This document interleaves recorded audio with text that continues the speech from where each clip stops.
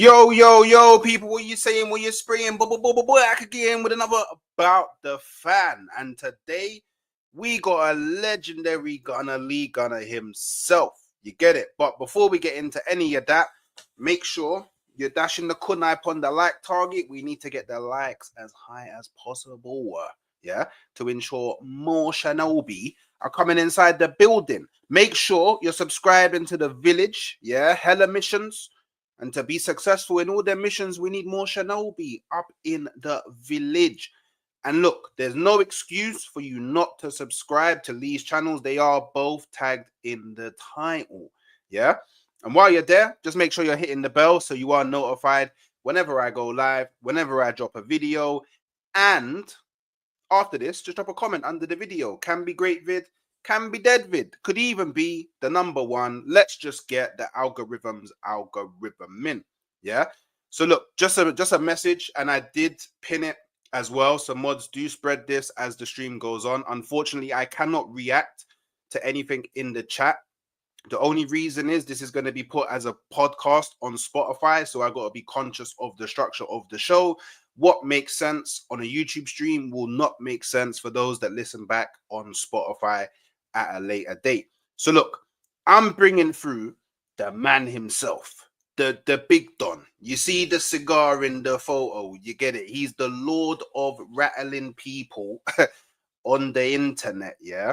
One of the coldest and most known Arsenal football fan content creators. And those that don't know, he's actually helped me out a lot on my journey as a football fan content creator as well. So people, make sure you're showing him his love, man, like Lee Gunner. That's a great intro, man. Bless up to you. Thanks for having me on. Big up to everyone who's listening on Spotify and on YouTube. And yeah, man, I'm looking forward to it. Sorry about the lateness, but my PC was bugging out for some reason, wouldn't connect to the Wi-Fi, but we're here. We're here. Man. It's like they say, lateness is greatness, you know. So can never really complain.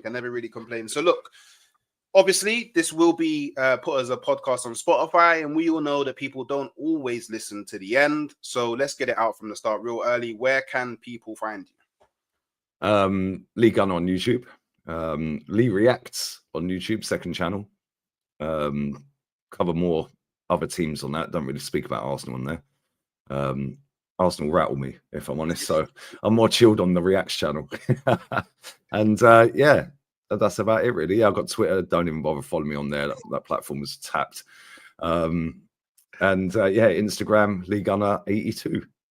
Okay, sweet. I do have TikTok as well, but I pay someone to run that because that's even more tapped than Twitter, mate. So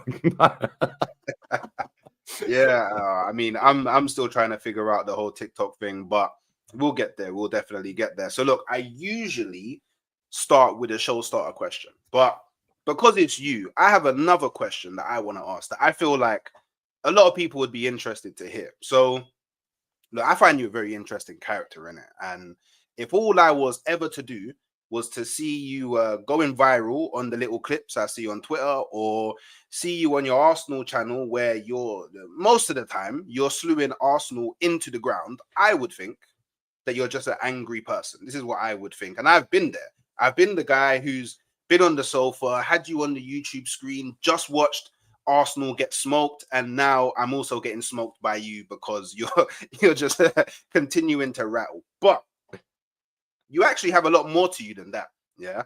And I've learned that, obviously, speaking with you backstage, and then obviously being invited onto your stream and having the chance to actually stream with you, I've actually found out that you're more than just the guy that rattles. So I guess my question to you is, do you think it's important for viewers to actually learn more about the football fan creator before, I guess, coming to any real judgments upon them? And what kind of advice would you give to any new football fan creators that may be perceived in the same light, but obviously not as big as you, so it's very hard to fight off all of the hate they receive? Do you know, that's a great set of questions, but to be honest, I don't really care what people think. Like, real talk, mate. I'm 43 next year. I genuinely don't care. Like, honestly, bro, if I had £1 for every time I've got called a nasty word on the internet, I'd be a billionaire. Like, do you know what I mean? That's what it is. Yeah, and like, I grew up in the 80s and 90s. So like, words on the screen ain't affecting me, bro. We never had screens back then, like phones and stuff like that, iPads, iPhones. We never had none of that. No, if you had something to say, you say it to their face, innit? So, like, words on the screen, I just laugh at it, bro. You know, I find it hilarious. It's like, you know, people that know me offline, like, they know I'm chill. Yeah. And the reason I get rattled is because this football club rattles me. I said that a minute ago. It does rattle me. I've seen it systematically destroyed in front of my very eyes over the last 15, 20 years. Yeah. And the club that I started supporting back in 1987 ain't the club I support now. Yeah. It's a shadow of that. Yeah. It used to be classy Arsenal and all of that. Now it's just a shit show, if I'm honest. It's just everything but football. It's not about winning anymore. Yeah. It's just about we're a family and peddling out merch and all this crap. Like, they don't care about the fans, bro. It's not like back in the day. Like, people that don't like what I say, well, that's on them, isn't it? You don't have to watch it. It's as simple as that. I don't watch EastEnders. Why? Because I don't like it. It's simple as that. I don't like it's a load of rubbish, bro. So I don't put myself through that. Yeah, I don't sit there and go, right, it's Monday, it's 8 p.m. Let me put EastEnders on and get rattled by Phil Mitchell. Pause. Yeah, do you know what I mean? Yeah. But imagine we live in a world where people just love to get triggered by other people's opinions. Yeah. Like, who cares? Like, it's same when I see people going in on like Gary Neville and Jamie Carragher and Sky Sports and all of that. Yeah, Sky Sports, I don't watch it anyway. Yeah, I don't get that in Spain. Yeah, but yeah, it's like, who cares what Gary Neville says? And when people get triggered by other fans, oh, they're always putting Arsenal down in the media. Who cares? How's that stopping us win a trophy? You know, and when I go in on the club, it's because I've seen my club be successful. Yeah, I've seen my club win 17 trophies. Like, I've seen us get to about another 9 finals. Other than that, so, and obviously lost them. But you know, I've always grown up seeing my team win. So I just think, why should I change my standards? You know, we moved stadium to be the best, and since we've moved stadium, we've been an absolute disgrace. You know, a couple of FA Cups here and there. Like, and in terms of new creators, yeah, just say what you got to say. Don't care about what people are saying. Yeah, if people watch it, they watch it. Cool. Yeah, people are going to watch you whether they like you or not. You know, people love to hate watch. Yeah, you'll get people that are set up accounts, they'll get blocked, then they'll set up another one to come straight back in the chat and chat crap again. You'll block them, then they'll set up another one, and all of a sudden they've set up 5 accounts, subbed 5 times to your channel to comment. Yeah, because they're tapped, they'll forget to unsub because they can't remember the email they set the first 4 up with. So now you've gained 4 or 5 subs. No, just let them crack on in it. Like, that's why I say, like, people are too obsessed in this era, yeah, of saying what they think people will like. Yeah, how about say what you believe? And if people like it, that's fantastic. And if they don't, tough in it. Tough. Yeah. Couldn't care less. You're still watching it. Yeah. And if you sit there getting rattled by what I say or what other people say on a football club that you support, then maybe go outside and get some air, mate. Like, real talk. Like, offline. Real talk, yeah. I'm not. How long did it take me to reply back to your text? Like, literally within a minute or so. Yeah, and then you text me again saying what time, 4 o'clock, blah blah blah, and I replied the next day. Yeah. Wait. So I replied the next day, didn't I? Yeah, because as soon as I turn everything off of YouTube, I ain't on my phone like that. Yeah, I'm not on my phone. I'm not sitting there scrolling through Twitter 5 hours straight. Yeah, I'm not sitting scrolling through Insta all day, putting the phone down, go and sit on the patio, go and chill out, you know, go and lay in bed, watch a bit of Netflix. That's about it. Yeah, but when I'm on here, yeah, I'm going to say what I'm going to say. And I say it because I believe it. Yeah, and everything I say, like, if I'm talking to friends offline, like, I say exactly the same about this football club than I do online. Yeah. Yeah, in fact, I'm actually more filtered online because of the guidelines of the apps that I'm using. Yeah. Like in group chats and stuff like that. Yeah, it's long. It's long. I would be suspended for some of the stuff I say about this club, but no, just say what you got to say and just be yourself. Yeah, like, end of the day, people will always try and belittle you. Yeah, they'll always try and put you down. Yeah, I used this example before once. Right, you could make cupcakes. They could be the greatest cupcakes in the world. They look amazing. They taste delicious. Yeah, you put them on Facebook. Yeah, people are going to go, oh, they're amazing. Where can I buy them? Put them on Insta. Oh, that looks amazing. Where can I get them? Yeah, put them on YouTube. Put them on Twitter. Put them on TikTok. Yeah, they look like shit. I hope you're choking them. That's just how it is, isn't it? That is just exactly how it is, bro. Yeah, you can't please everyone. You can't please everyone. At the end of the day, why are you trying to be liked by everyone? You don't even like everyone. Yeah. Like, It's true, isn't it? We don't like everybody, so why are you trying to get everybody to like you? Yeah, just do what you got to do, say what you got to say, and if people like it, cool, and if they don't, cool. That might be quote of the year, you know.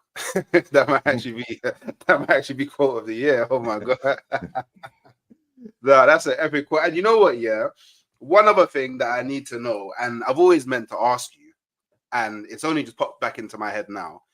How the hell do you manage to do like 7-8 hour streams, bro? Like how do you have the mental capacity to be able to stream for that long? Just built different, I suppose. I don't know. So, I get asked this a lot. How can you do back to back watch alongs? How can you do 4 in a row? That's 8 hours straight. How can you do a 6-hour stream? How can you do a 4-hour stream? Bro, how can people do an 8-hour shift in a warehouse? Like that's not dissing people that work in a warehouse. Yeah, my point is, how can you stand on your feet? Yeah, doing a job that is like, you know, hard graft. I'm just sitting in a chair talking, bro. Yeah. And it is mentally like hard work. It's not physically draining. I'm just sat in a chair. Although to be fair, my back's shafted. Yeah, I've got a double curve in my spine, and I've got double scoliosis and sciatica. So yeah, maybe I need a new chair. But this is my job. That's how I treat it. It's a job. Yeah, and I have to pull up every single day, bro. I've had 1 day off in the last year, one where I've not uploaded or streamed on either channel. 1 day. That's it. Yeah. So, and this is why when people have a go and say, "Oh, you're profiting off a loss. You're doing this. You're doing that." Well, work harder than me then. Because I'm here every day, multiple times, win, lose, or draw. Even international break, I was still working every day. Yeah. Arsenal didn't play for 2 weeks. I was still working every day because I see it as a job. Yeah. And I'm actually working harder now than I've ever worked in any job. And that's because I'm passionate about what I do and I enjoy what I do. Yeah. And the money is obviously good as well. You know, I want the money. I want to get stuff in my life that I haven't got at the minute. I want to stash as much as I can. I've got a daughter as well. She's 18 in 3 years. She's obviously going to want college, university, cars, houses, stuff like that. Do you know what I'm saying? So you've got to stash for the little one as well. And it's all about just like saving as much as you can. And by doing that, you get a bit more freedom, innit? You know, if I had 1 million subs instead of 100,000 subs, then yeah, maybe I wouldn't do so many shifts. Yeah, maybe I'd say, "Oh, forget that game. Yeah, that Ecuador versus Colombia stream or whatever." Do you know what I mean? I'd maybe swerve that one at 3 a.m. Yeah, but I don't know, man. I don't know. I just think like have to work, and I think a lot of people in this society are just lazy, bro. They're just lazy. They go, "Oh, I'll do it tomorrow. Do it tomorrow." The best example of that is people that want to go gym. Yeah, they all go gym in January. Gym memberships go through the roof in January. How many are still going mid-Feb? Yeah, because people just get bored. They don't see a result quick, so they quit. Yeah, bro, I sit there doing streams on my other channel and it has like 200 people watching it. Yeah, I'm not going to sit there and go, "Nah, what's the point?" No, because that 200 now will be 2,000 in a year. Yeah, and it's all about putting the graft in, the foundations to get that in a year's time. Whereas people go, "Oh, I'm only getting 200 views a stream. What's the point?" And they quit. Yeah, but if you carry on going, that 200 becomes 300, 500, 700, 900. Yeah, but people don't want to put the graft in. They're just lazy, bro. And I've learned that's like how you build a community. Because obviously I'm going through that graft at the moment, and like sometimes I'll just have 10 people sitting there. Sometimes I'll have 60, 70 people sitting there. But for me, it's just the fact that there's people out there in the world that will just sit there and watch you, or we'll just sit there and listen to you, or we'll just sit there and interact with you. And I feel like that's one of, at least for me, the streaming part, the community element of it, I would say it's at least been the most enjoyable aspect for me so far. I mean, obviously, aside from when I'm doing Arsenal watch alongs and we win, like, you know, like today we will win. Oh, that's fine. That's a 3-0. That's an easy game, bro. Yeah, 3-0. That's what I said. I said 3-0 as well. But there's a lot of people that are on the hunt for me if we. Oh yeah, I've got to go into hibernation. The amount of rubbish I spoke about United this week. Oh man! All right. So look, yeah, the show starter question. Yeah. So we all know you love Super Mick, innit? He's trying to trigger me. Look at this stuff. So look, the Cronkays, yeah, they've decided to hire you in, yeah, as his new sporting director, yeah, with the goal of winning the Premier League and the Champions League this season. Money isn't an issue. yeah, you have to sign one defender, one midfielder, one winger, and one striker in January. To achieve this, who are you signing and why? Right, first thing I'll be doing is speaking to the hierarchy and getting a new manager.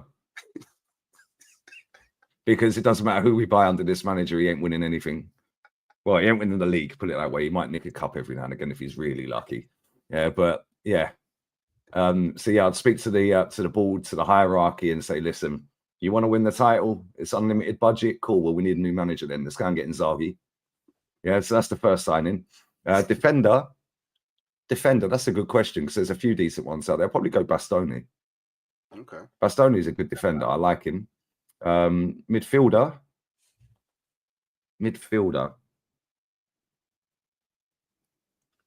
So it could be Can it be any position in midfield? So a 6, an 8, or a 10. 6, an 8, or a 10. I'll go Zubimendi. Zubimendi. Okay. Zubimendi's decent. Then a winger, yeah? Yeah. Well, this guy's technically a winger. So Alex Baena from Villarreal, he's a baller. I personally think he's a 10, but he plays on the wing. And then a striker. Oof, maybe Gyökeres. Maybe. Under this manager, like I said, that ain't working. Yeah, but all of them signings ain't working under the manager we have now. Under an Inzaghi, yeah, all of them signings, bang, and we win it in the first season. So I'll be the greatest sporting director in the world's history ever of football. So you don't think that there's any amount of changes that Arsenal could make to their 25-man squad that Arteta could go on and win the league this season? No chance.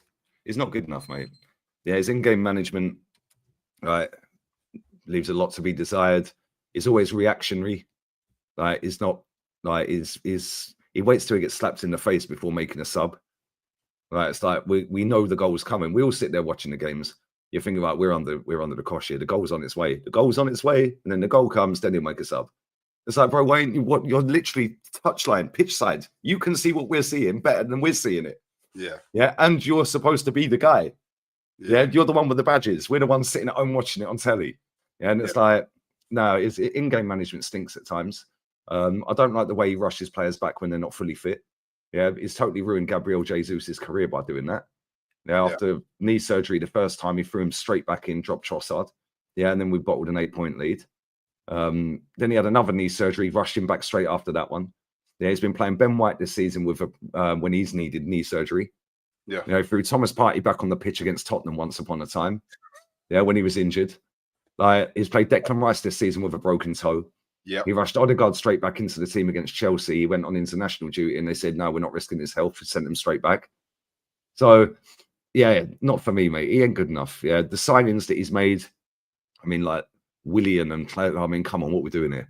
You know, even this Mikel Merino and Calafiori, pair of scrubs, mate. Not good enough. Not good enough. That Calafiori is the reason we've conceded so many goals this season. Yeah, maybe he's not been directly involved in being the guy that cocked up for the goal. But the fact that he's been playing as many games as he has and we've been shipping goals is down to him. Because he's ruined the balance in that team. When Timber was on the left and Ben White was on the right, yeah, we were looking fine. We weren't conceding goals. People were talking about equaling Chelsea's 15. Yeah. And conceded. Now we're one away from that. Yeah.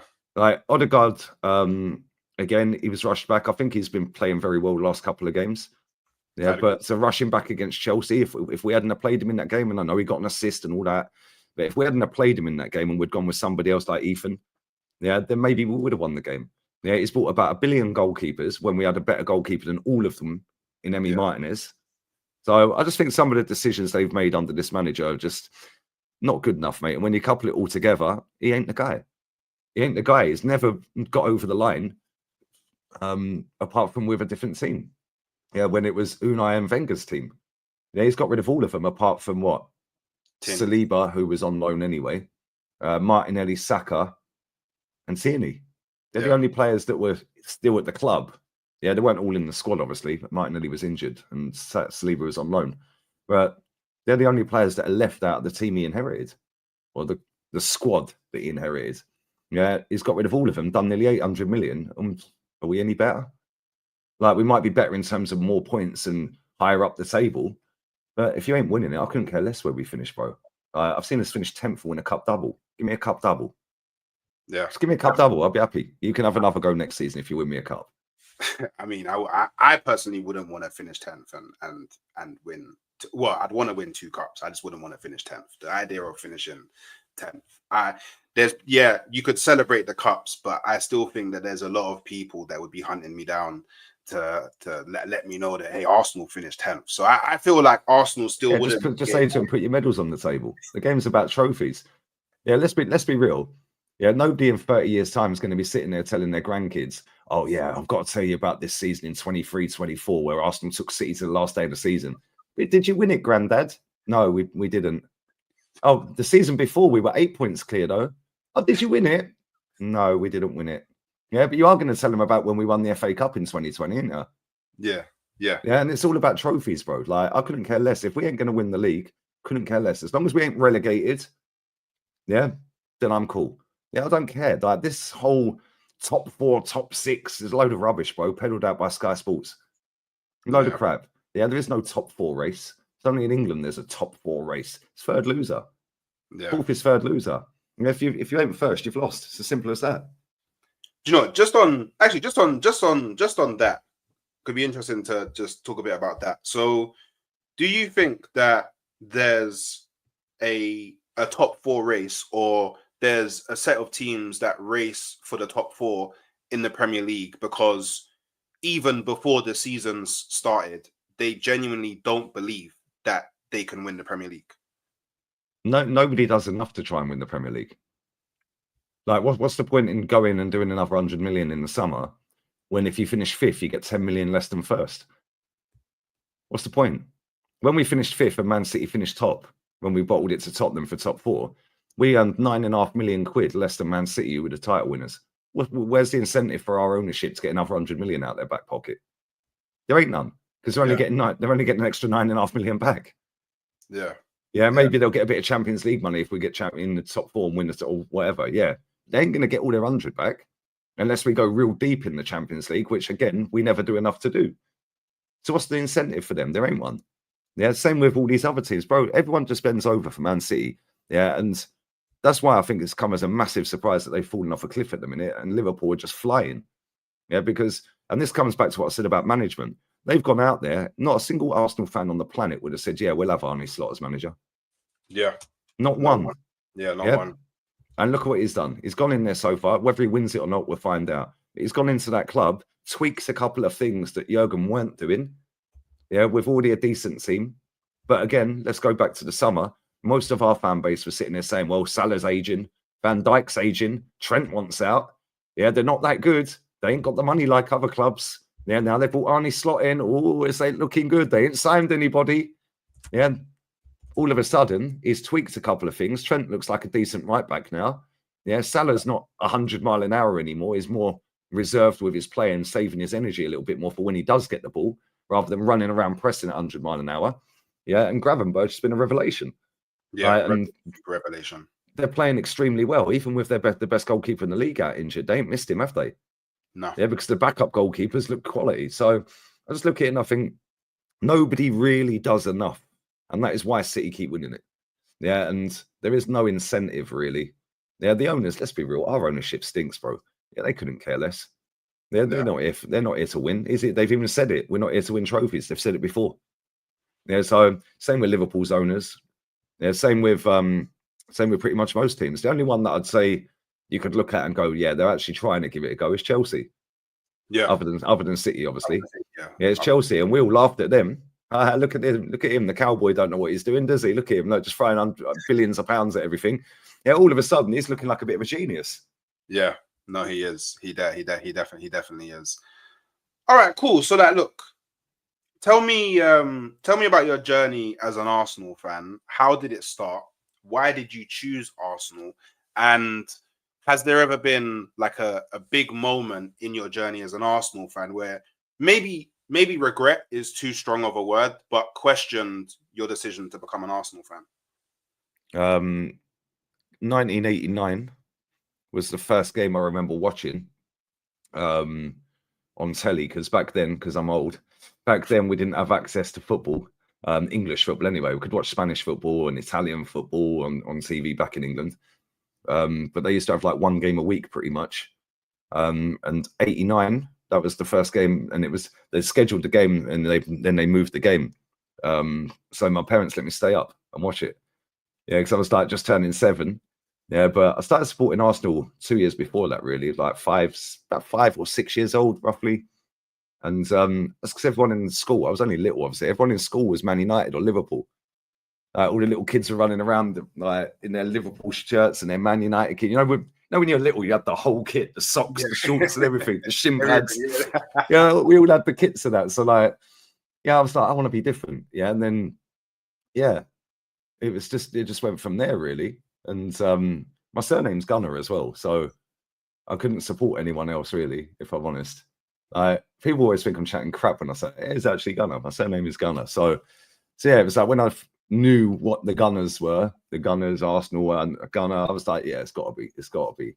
And then I didn't really realize that when it was Anfield 89, I didn't realize how big an achievement that was until I got older. Yeah, because obviously I was just turning 7 like a week later, and it's like you don't realize what we've just done when you're that age. You're like, yeah, we've won a trophy, yeah, wicked, brilliant. Yeah, but it's only when you get a little bit older, like teenage years, that you start realizing, yo, that is actually a mad achievement, because they were the best team in the world, Liverpool. Yeah, they were dominating Europe, dominating the league. Yeah, and it sort of went from there. And in terms of regretting the decision, not really. Like, I just regret what the club's become, and that's not my fault. I call it out all the time. Yeah, but I just hate what this club's become. Yeah, I can't stand the fan base, the majority of them. Yeah, they're just happy clappers, just happy to be part of a family. Yeah, because they've got nothing going on in their own lives. They all feel like this is a release from everything. And it's like, I think football's kind of, especially English football. Yeah, I think English football is probably the only football leagues where it's cool to lose. Like, you don't see this crap happening in Spain. Yeah, teams are getting, like, protests are going on. You see it with Ajax last season. They're going in and smashing the stadium up. Yeah, I'm not saying go and do all of that stuff, but at the same time, you see it in Italy, protests left, right, and centre. Like, in England, it's frowned upon to want success. Yeah, it's frowned upon to call out your club for being crap for so long. And it's like, and I've gone through the George Graham era, the Wenger era, and now the Super Duper Mick era. Yeah, and I'll be honest with you. Yeah, George Graham's for me the best manager we've ever had. Yeah, like, he won in Europe as well, something Wenger could never do. Yeah, Wenger was quality, the style of play and stuff like that, the invincibles, the doubles, like. But 4.5 years into Wenger's trophy drought, out of the 9-year trophy drought that he went on, people were beating each other up in the stadium. Wenger in, Wenger out. And now fast forward to this, 10, 12 years later, it's like 4.5 years deep now this month. Yeah, it's literally, 16 days away from being exactly 5 years he got the job. Yeah, 4.5 years deep. And look how happy everyone is to go 4.5 years without a trophy. Yeah, and anyone like myself that calls it out is negative, toxic. You're a Spurs fan. You're this, you're that. Yeah, go and support someone else. No, how about you go and support Barnet? Yeah, this is Arsenal, mate. Yeah, and I'm sick to death of it, mate. Yeah, I'm absolutely sick to death of it, because it's just so annoying, bro. Like, we're so close, like millimeters away from being a great team. Yeah, and we never do enough. Yeah, and it's not just under this manager, or this ownership. It's been like that pretty much all the way through my lifetime supporting this club. The difference is, back then, we actually had proper managers. Yeah, so it compensated it. A little bit like Liverpool and Klopp. Like, Liverpool don't really spend a lot and do what's required, but they always hire a good manager. Yeah, and that gets them into cup finals, and they always take the cup seriously. We throw him in the bin under this manager. We threw him in the bin at times under Wenger. Yeah, and it's just annoying, bro. Very, very annoying. And on the George Graham being better than Arsene Wenger, is that purely down to the European success, or is there any other factors that make you think that way?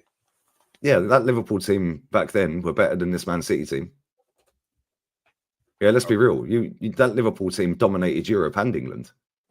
Yeah, and George Graham went to their ground where you had to score twice. You had to beat them by 2 goals to win the league. Yeah, at their own ground. They didn't concede goals at their ground, bro, let alone 2. Yeah. winning European trophy after European trophy, dominating the titles. Yeah, George Graham was absolutely quality, bro. Yeah, the fact that he won a cup double. Yeah, the fact that he won, obviously 89, he won the league. 90, they won it back, Liverpool. Yeah, 91, everyone says boring, boring Arsenal. Now, that 91 Arsenal team was one game away from being invincible. Yeah, we lost one game. One game, and 3 of our back 4 are out injured. Or, well, Tony Adams is in jail for drink driving.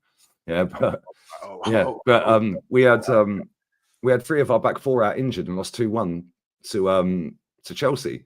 Otherwise, it'd be George Graham invincible. And the football we played that season, I think Paul Merson got young player of the season.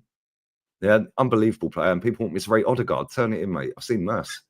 Yeah, I've seen Bergkamp. I've seen Merson, Limpar, and like all of this stuff. Get out of here. Yeah, it's like jog on. But that football was quality. The fact when we went and played Parma in the final in Europe, yeah, everyone.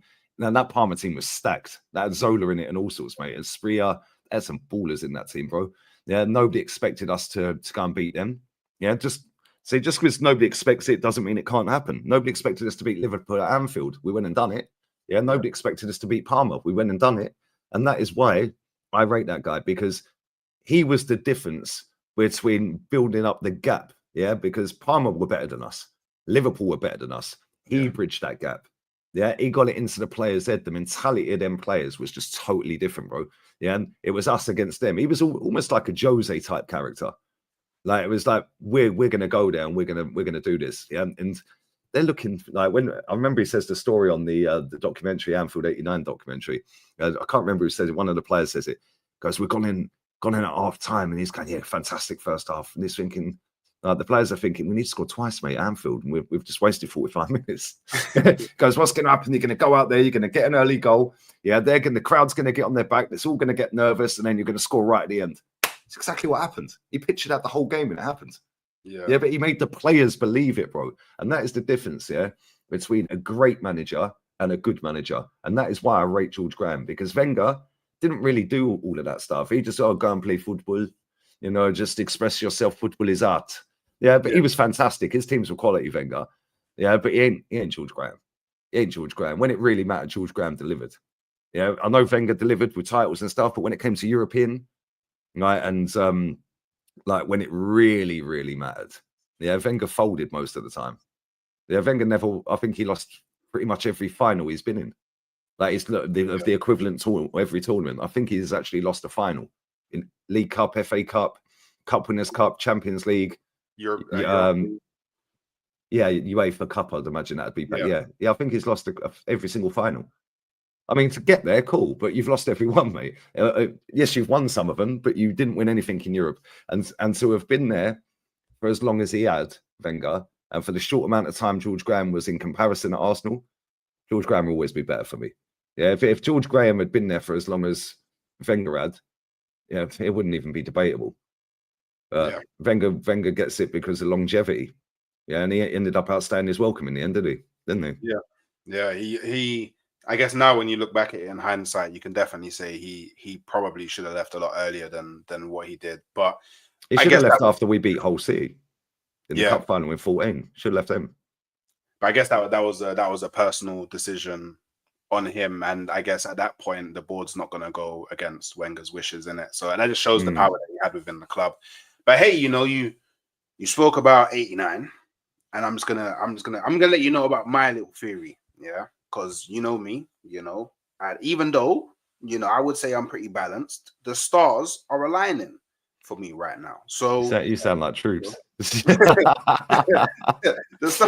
stars are aligning. So, by the way, in that '89 season, obviously we was going toe to toe with Liverpool, yeah.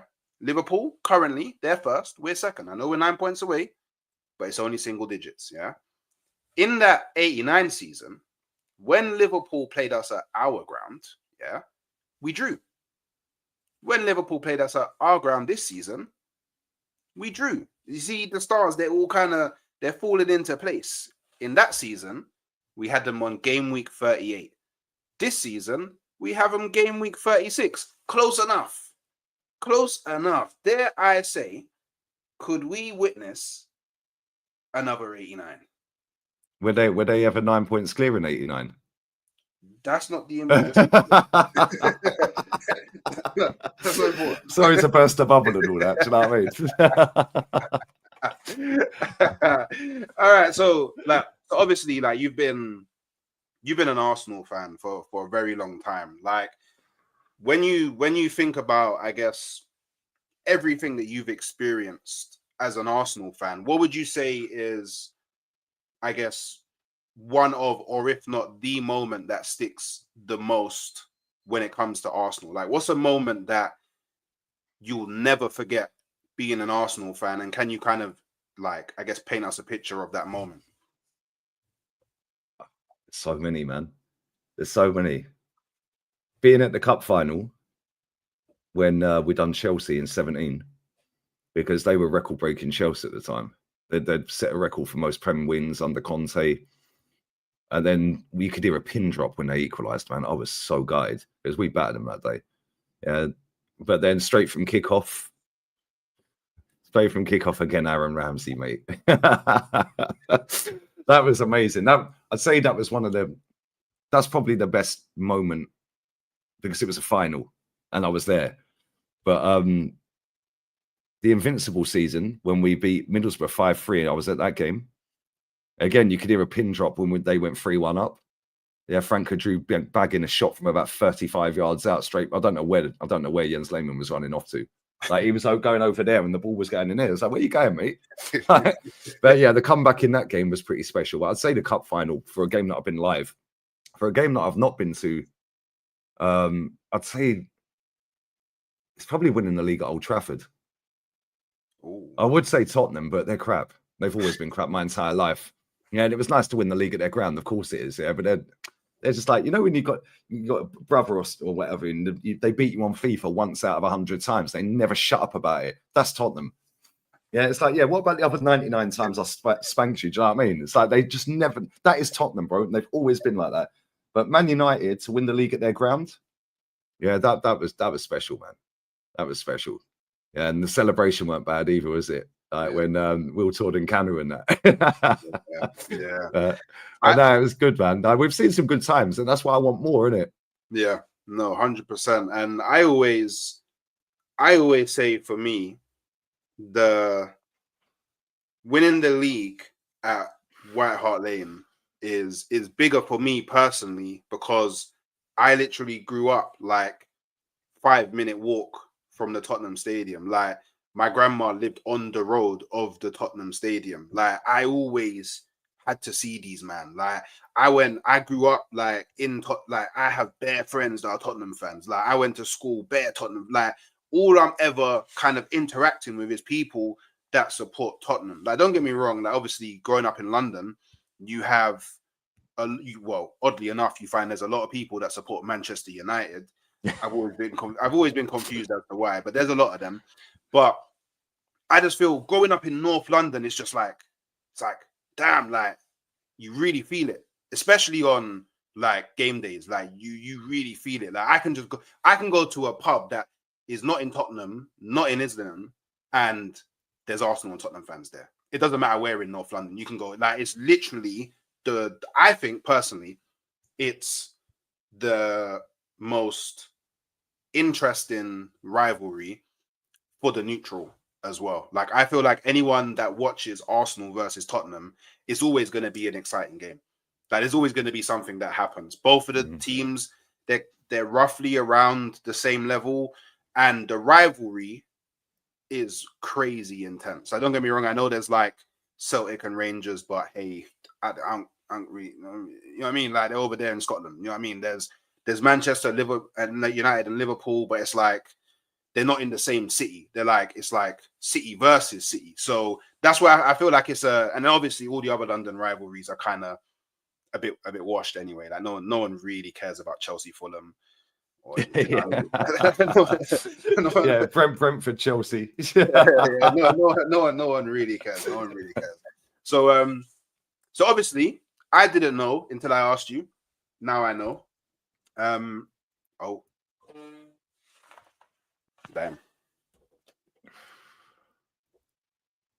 Will it fix itself? He's pressed the wrong button here, isn't he? Yeah, man. Look, see, I'm an old man as well. Technology. There we go. We're back.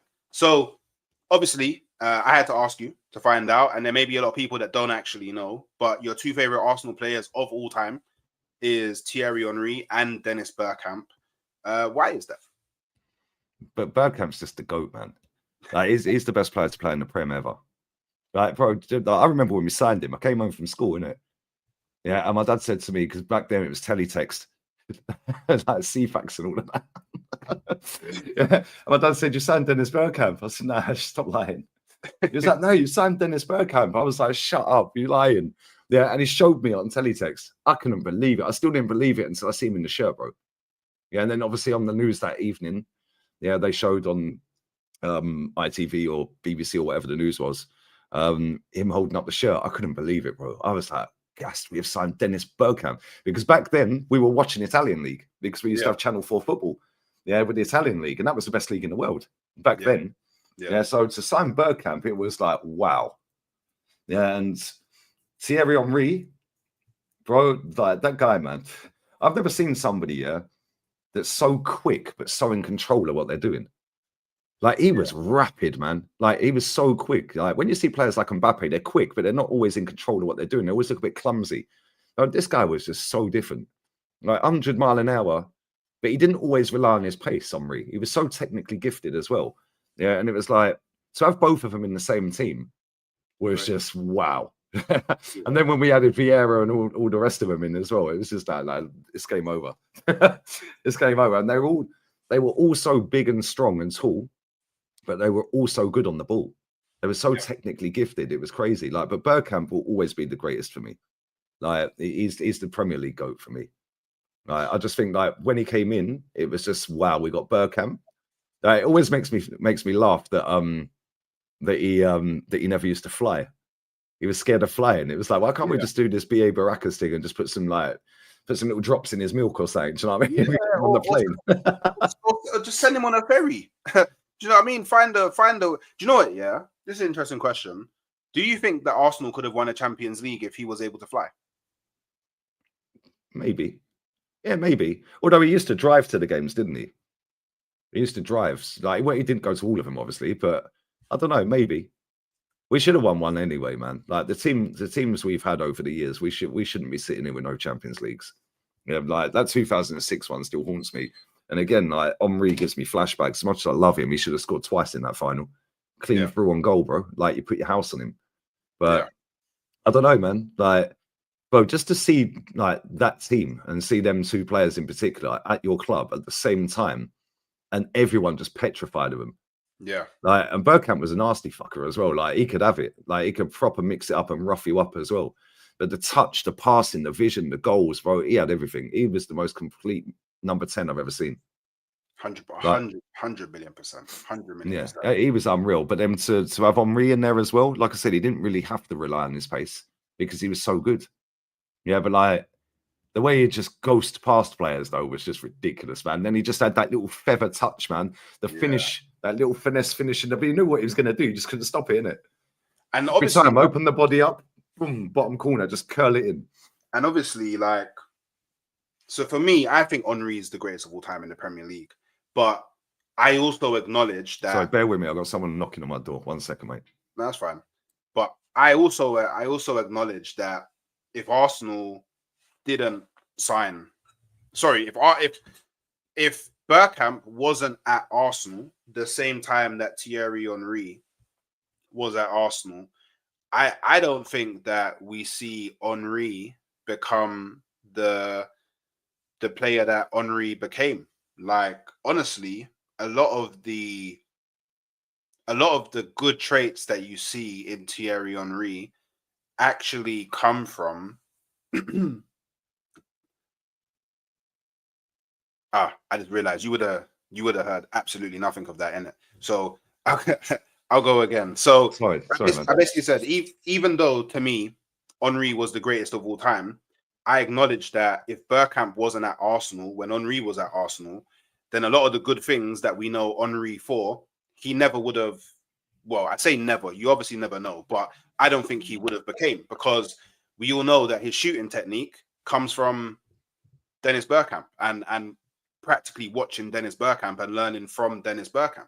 We all know that the hunger that he had for the game comes from, he's even said it himself. Like, Bergkamp was there at blah, blah o'clock in the morning. Okay, I need to be better. Yeah, first one there, Yeah. Bergkamp. Okay, cool. I'll turn up before him then. Yeah, an hour before. Yeah, it's the mentality. Yeah, but this is why when it comes, sorry to cut in there, when it comes back to what you said about YouTube and all that, and how do I do 8-hour streams or 6-hour streams?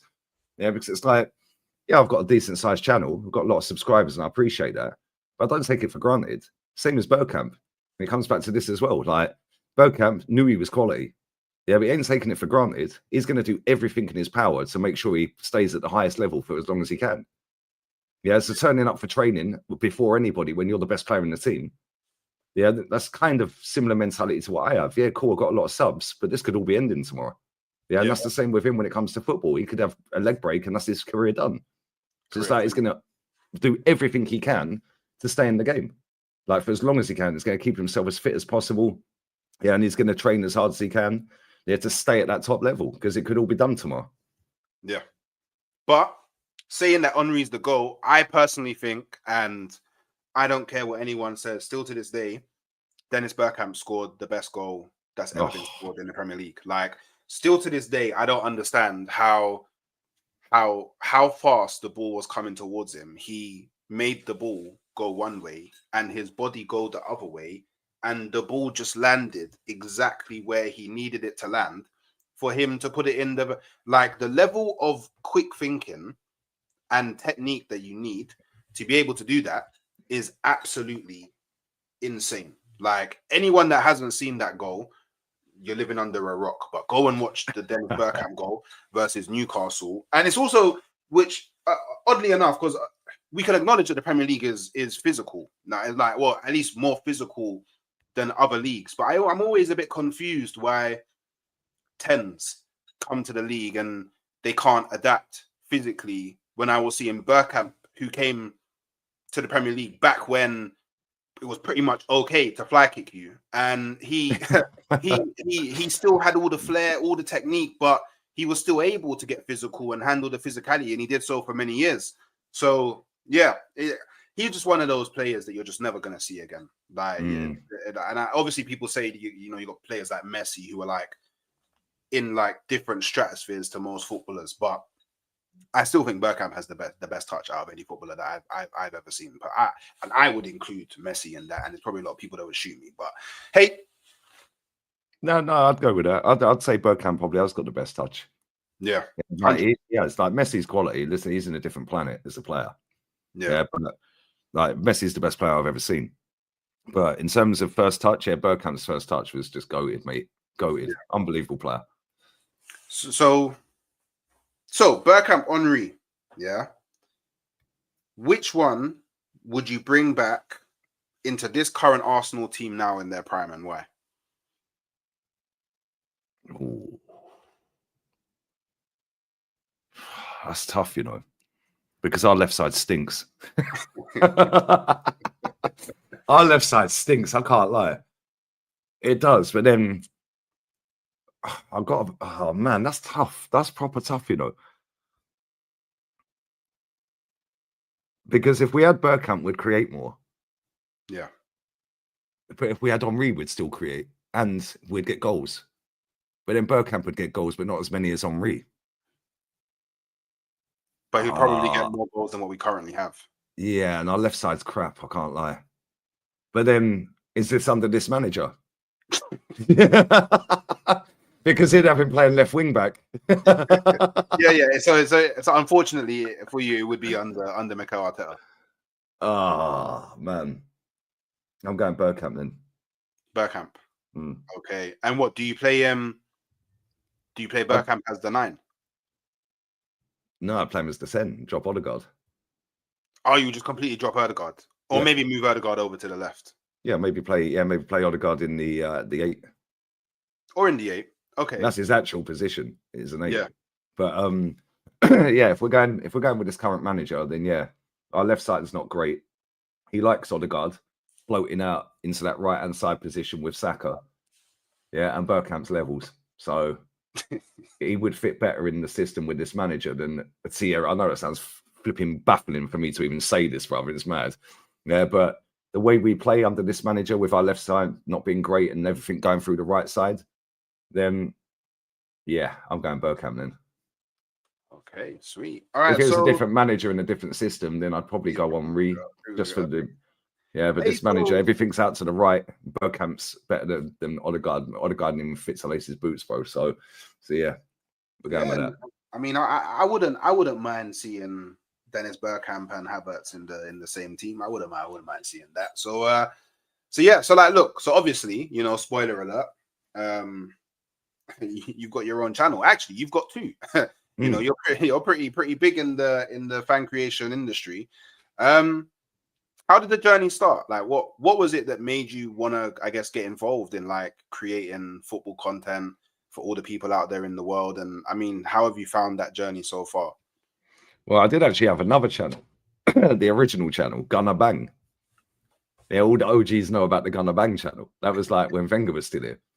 And this idiot locked himself out of it. You know, when you sign out or sign in on a different device, yeah, you have to it says open up the YouTube app on your phone. Yeah, and then it says, is this you signing in? I pressed no by mistake. Oh, yeah, it's just gone forever. Gone. Can't get it back. Yeah. Wow. Yeah, it's long. But although, to be fair, now I've got to a certain level on the main channel.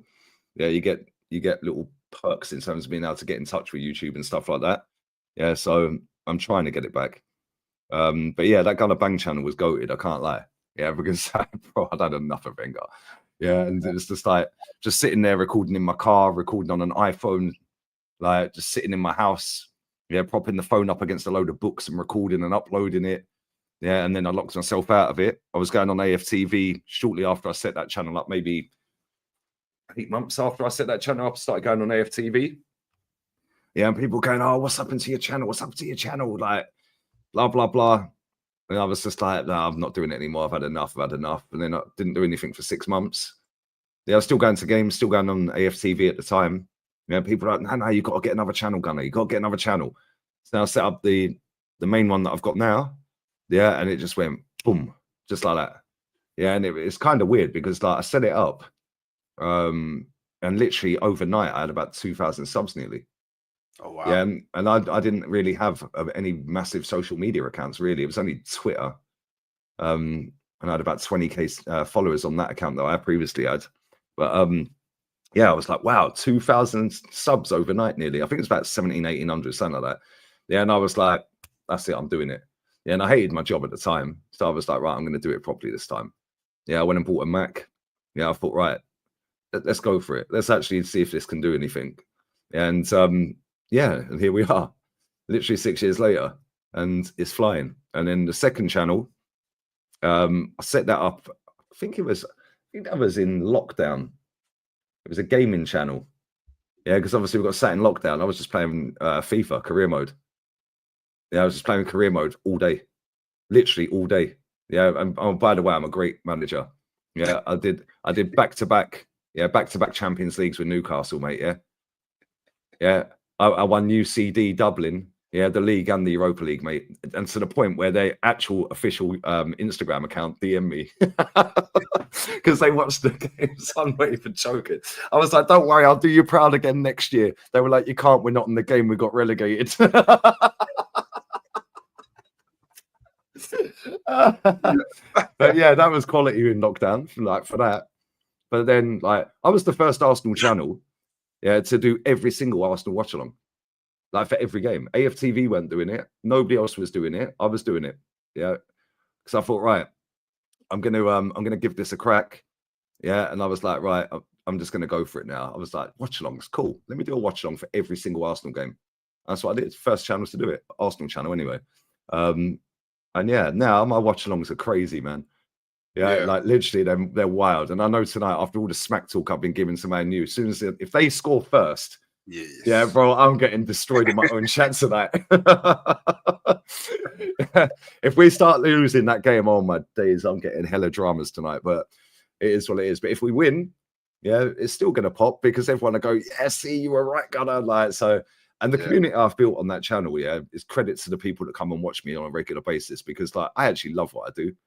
Like, I'm tired sometimes. Like, I'm worn out at times. So I'm just like, oh, I really could do with swerving this. Nope, let's go. Let's go and do it.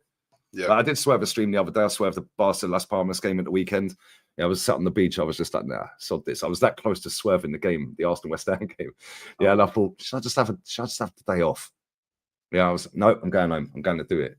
Yeah, I was knackered and I just wanted to sit on the beach, man, watch the sunset, have some dinner and just chill.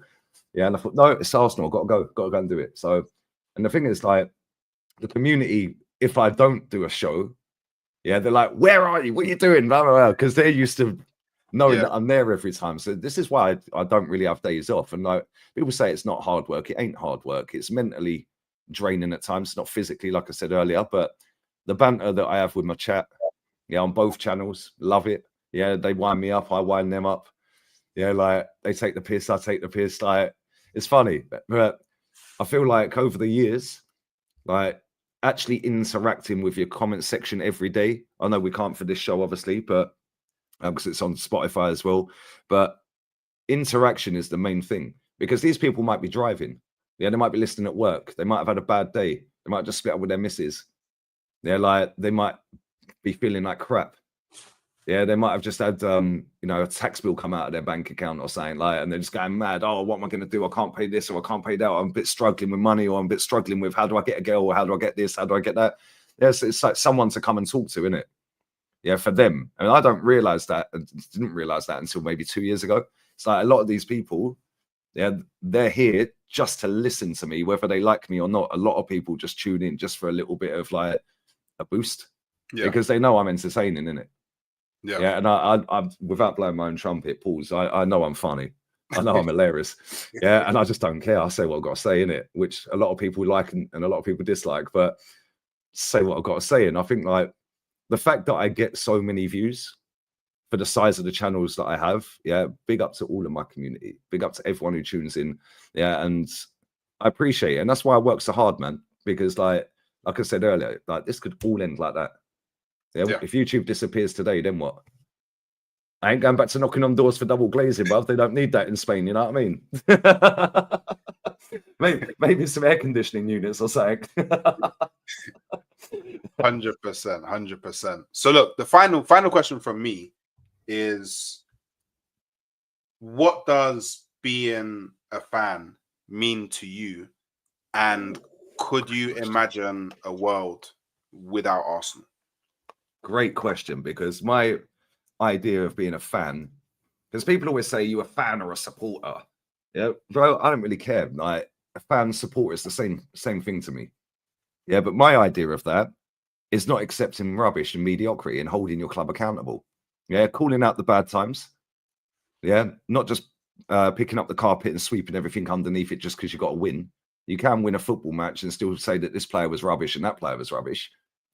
Yeah, but holding the club accountable is what a fan's supposed to do. Yeah, not just being happy clappers. Yeah, that just accept everything the club say. The club don't care about you. They don't care about me. They don't care about any fan that goes there. All they care about is your wallet. Yeah, and how much they can fleece out of it. Yeah, so call the club out, hold the club accountable. When the club wins, celebrate. Yeah, but at the same time, yeah, if they don't win anything in terms of trophies, yeah, then call it out. Call it out. Let's not pretend we're some Mickey Mouse club, bro. We're a big football club. One of the biggest in England and one of the biggest in Europe. Yeah, and we've gone 5 years, 4.5 years without a trophy. That's unacceptable to me. Yeah, so like calling that out should be the norm. But again, that comes back to what I said about the mainstream media in England. It's frowned upon in England for you to do that. So like, and then you get fans of other clubs that support lower down the table teams or lower division teams. Oh, you're lucky. You're just so entitled. It ain't my fault you support Doncaster or like Wrexham, mate. Like, what we're doing here? Like, it's true. I see it all the time. I get comments like that all the time. Yeah, you're so entitled. Well, I should be entitled to support Arsenal, mate. I've seen 17 trophies in 30 odd years supporting this club. Like, why shouldn't I be entitled? Yeah, like, what are we doing here? 37 years supporting Arsenal. I've seen a trophy nearly every other season on average. Yeah. Why shouldn't I be entitled for another trophy then? Like, the amount of money this club generates, the amount of money we spend, the amount of trophies I've witnessed, the amount of achievements we've had in English football, invincibles, doubles, cup doubles, you know, do you know what I'm saying? Why shouldn't we? Like FA Cup wins, we've won it more than anyone. Why shouldn't I feel entitled to win trophies? Right, so that's what I think a fan should be, just calling it out, enjoying the good times, but not just settling for mediocre rubbish and blaming everybody else for why your club don't win. Yeah, and unfortunately, that puts me in a tiny, minuscule percentage-wise, of football fans that support an English club. And could I see a life without Arsenal? Probably not, because I'm unfortunately at times attached to this football club, mate, emotionally. But don't worry, I do have Real Madrid to fall back on in Spain.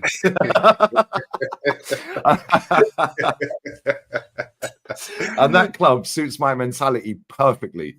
Yeah, wow. Perfectly. That club's got the mentality that I want my club in England to have, my actual club. Like Madrid's my Spanish club. Yeah, but Madrid, that is the mentality that every single football club should strive to be like. Yeah, whether they can be as big as that is irrelevant. But the mentality of we're going to do whatever it takes to win, that is what every club in England should have and every club in world football should have. Whether you're Bolton, Shrewsbury, no matter what league it is, it's all relative. Yeah, to income, of course, but you should be doing the utmost to go and win. Yeah, and this is why I get the ump when these teams, not just the Prem, but lower division teams, throw that League Cup in the bin every year with reserve teams. It winds me up, mate. Yeah. No. All right. So Roster Stock says Gunner Bang bless up. See, there's some OGs there that remember the good old days, the good old channel. And Linda Ferguson says, hi Lee, who is a bigger football club, Portsmouth or Southampton? Real question. I am including trophies in this. Portsmouth. Yeah, Portsmouth are huge. People don't realise how big Portsmouth are as a club. Yeah, I'm going Portsmouth. I don't know if they've won more trophies than Southampton, but I don't think they have. I'm guessing Portsmouth have won more than Southampton. What was the last thing that Portsmouth won? FA Cup 2008. See? Knowledge. Okay. Harry Redknapp. He was the last English manager to win the FA Cup. Okay. Fun fact. I actually went to university in Portsmouth. So no way. Yes, I got a bit of a soft spot for Portsmouth, and you know what? It's kind of weird because obviously Portsmouth, like they kind of did like they.